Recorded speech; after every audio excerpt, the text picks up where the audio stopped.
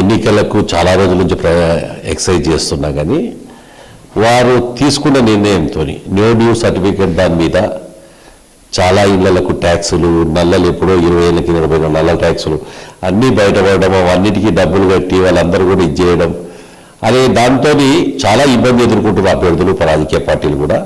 కానీ ఇవాళ ఉన్న రాజకీయ పరిస్థితుల్లో ఎందుకంటే మున్సిపల్ స్థానిక సంస్థలు బతికేది ట్యాక్స్ల మీదే, అలాంటి ట్యాక్సెస్ డ్యూ చాలా దగ్గర ఉన్నాయి. ఆ డ్యూస్ అన్ని కూడా క్లియర్ చేసుకొని అందరూ కూడా నో డ్యూ సర్టిఫికేట్ తీసుకొని నామినేషన్ చేసుకుంటారు. అధికారులకు కొంచెం స్టాఫ్స్ పెంచి రెవెన్యూ స్టాఫ్ని పెంచుంటే బాగుండేది.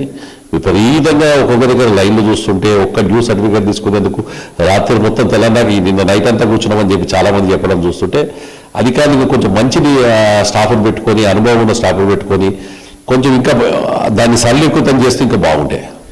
నగరపాలక సంస్థలో పోటీ చేసేందుకు వివిధ పార్టీల నుంచి చాలా మంది వృత్తులవుతున్నారు. చాలా కోట్లలో బకాయిలు ఉన్న వారు కూడా పోటీ చేస్తున్న పరిస్థితిని, ఆ కోట్లలో బకాయిలు కడితే నగరపాలక సంస్థ మరింత అభివృద్ధి చెందే అవకాశం. అలాంటి వారు కూడా పోటీ చేస్తున్నారంటే నీవు పూర్తి స్థాయిలో ట్యాక్సీలు చెల్లించారంటారా? చెల్లిస్తేనే no due certificate. No due అంటే ₹1 కూడా బాకీ లేని వాళ్ళకి ఇవ్వాలి. మా దృష్టి కూడా వచ్చింది. యంత్రాంగం నిన్న ఉత్తరం రాశాం.